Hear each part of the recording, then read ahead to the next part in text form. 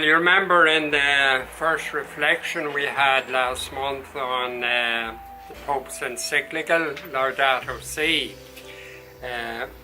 he gave there some of the reasons why he was writing the encyclical, and after his own introductory remarks he referred to a few of the statements by recent popes. Pope Paul VI, St. Blessed Paul, or St. Paul as he soon will be, St. John Paul II, and Pope Benedict XVI. And after that he refers, which I didn't come to the last time, to some words by the Patriarch of Constantinople, Bartholomew. He's a man who's renowned for his concern for ecology, amongst other things. And quoting with approval the Patriarch said, "To commit a crime against the natural world is a sin against ourselves and a sin against God." And he asks us to replace consumption with sacrifice, greed with generosity, wastefulness with a spirit of sharing, and with an asceticism which entails learning to give and not simply to give up. So it's a way of loving, he says, of moving gradually away from what I want to what God's world needs. It is liberation from fear, greed, compulsion. And then in the main final part of the introductory section, Pope Francis speaks about St. Francis. Now, I have referred to this before in other talks, but just to recall a few of the things, he says of Francis, "I believe St. Francis is the example par excellence of care for the vulnerable and of an integral ecology lived out joyfully and authentically. He was a mystic and a pilgrim who lived in simplicity and in wonderful harmony with God, with others, with nature, and with himself. And he shows us just how inseparable the bond is between concern for nature, justice for the poor, and commitment to society and inner peace." So the thing is, if our attitude is like that of St. Francis, regarding all creatures as brothers and sisters, then we don't treat them as if they were simply our tools. We don't ruthlessly exploit them, but rather we approach them with awe, with reverence, and with wonder. And in this connection too, the Pope sees the poverty and the austerity of Francis of Assisi as being a refusal to turn reality into an object simply to be used and controlled by us. St. Francis, he says, invites us to see nature as a magnificent book in which God speaks to us and gives us a glimpse of his infinite beauty and goodness. A book, therefore, a kind of a book where the beauty and the goodness of God are glimpsed. And then, concluding his opening remarks, Pope Francis expresses his conviction that people can work together to seek a sustainable and integral development. We need, he says, a conversation which includes everyone. And it's interesting that earlier on, right at the beginning, he says he's giving this encyclical to everyone on earth. So he wants everybody, no matter who they are, to hear what he's saying. Now, we come then to chapter 1. And before he goes on later to speak of ethical matters and to give some spiritual teaching, in chapter 1 he looks at some aspects of the present ecological crisis. What actually is happening now?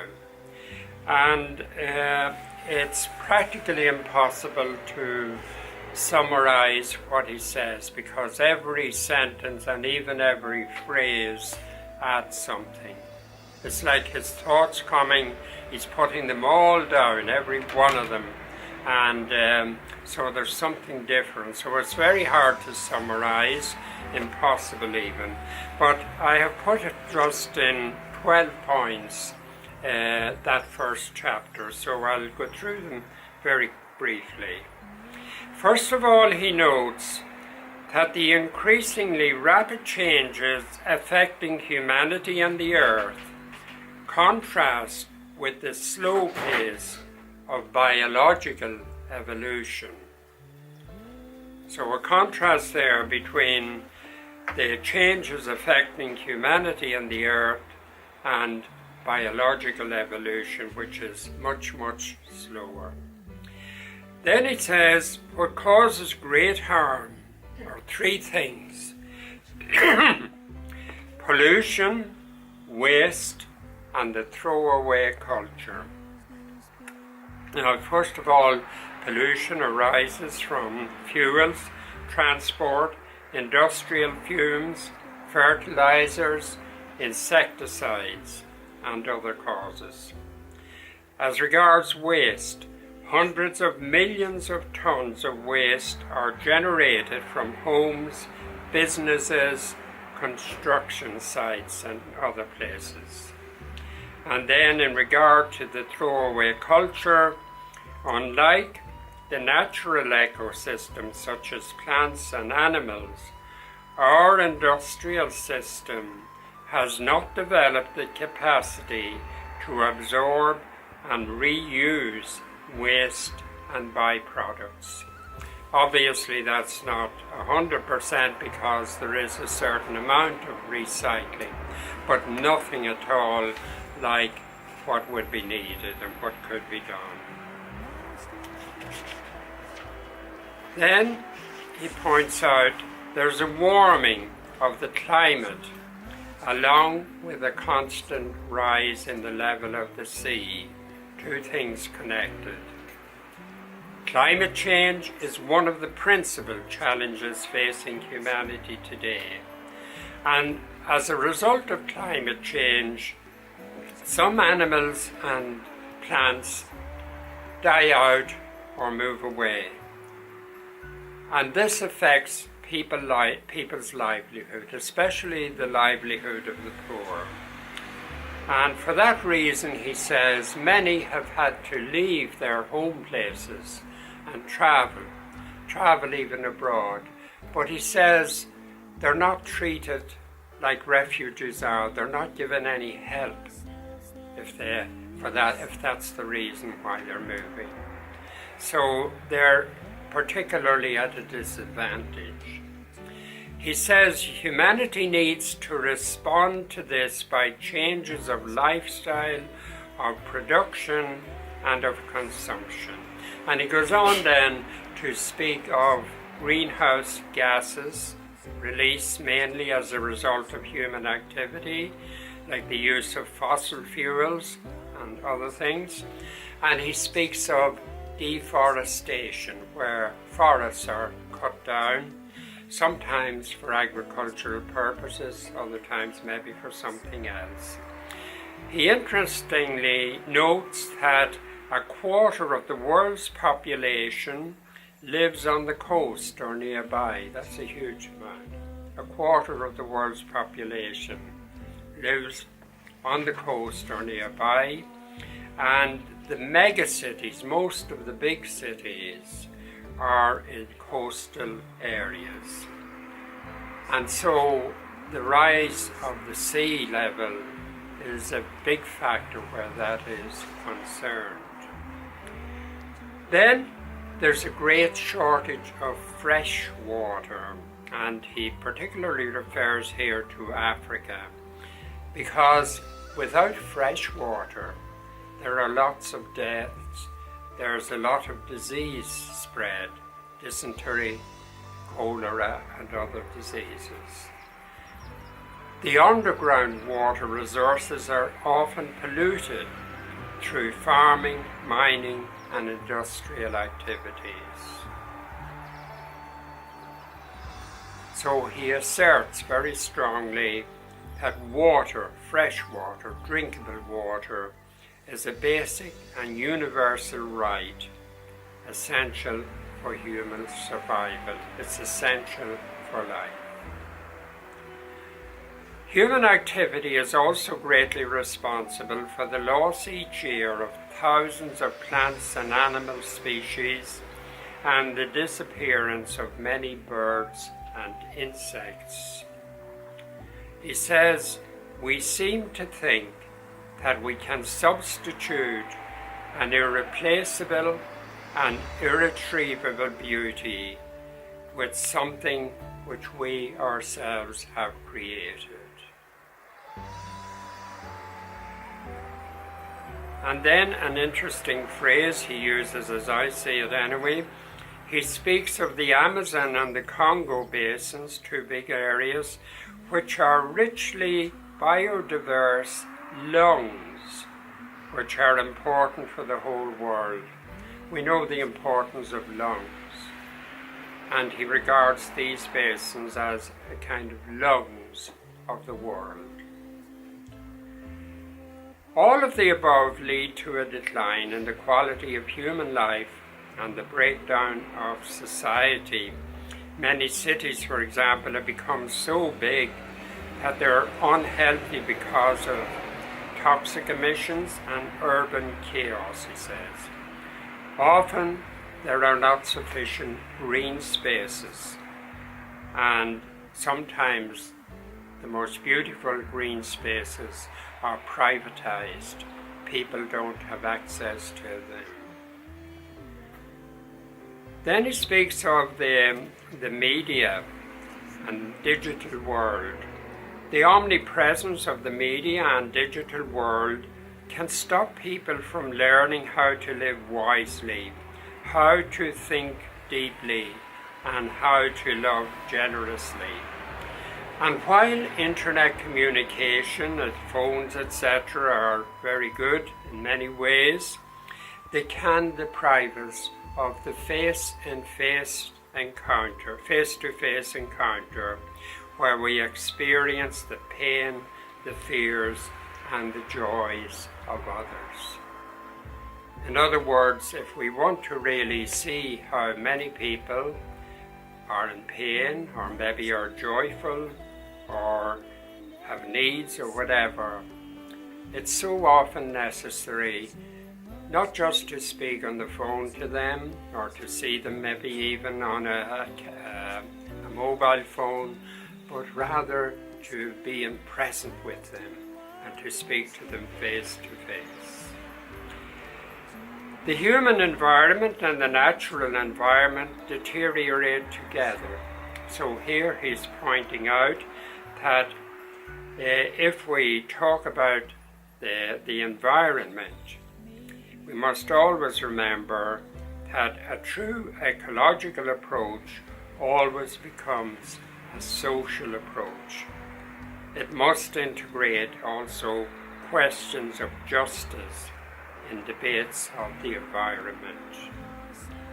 We need to hear, he says, both the cry of the earth and the cry of the poor. Some seek an answer by proposing to reduce the birth rate, but the real problem is extreme and selective consumerism. And he notes that about 1/3 of all food produced is discarded. And he regards that as stealing from the poor.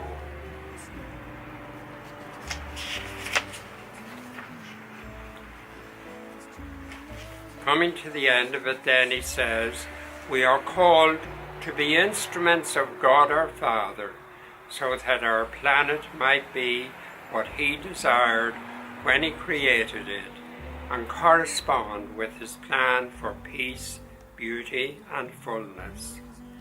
But he says the response is very weak. There's need for a legal framework to protect the ecosystems, he says. Politicians need to have greater foresight and greater breadth of vision, and to resist the pressures of financial interests. And in one of the last sentences of the chapter, he has something maybe which might be a little relevant to us here. He's speaking of some positive examples of environmental improvement, and he refers to how landscapes have been beautified, I should say, thanks to environmental renewal projects. So even small things in that area can be of great value. They don't solve, he says, the global problems, but they do show that men and women are still capable of intervening positively. And finally, there are different views on solutions going from one extreme to another, but there is no one path to a solution. However, he says, we have to do something. And he quotes finally St. John Paul II, if we scan the regions of our planet, we immediately see that humanity has disappointed God's expectations. And it came to my mind there just that text in the Old Testament in the book of Isaiah, where God laments about Israel. I planted my vineyard, he said. I wanted it to produce good grapes, but all I got from it was sour grapes. So it's a very similar sentence, as you can see. In the name of the Father, and of the Son, and of the Holy Spirit.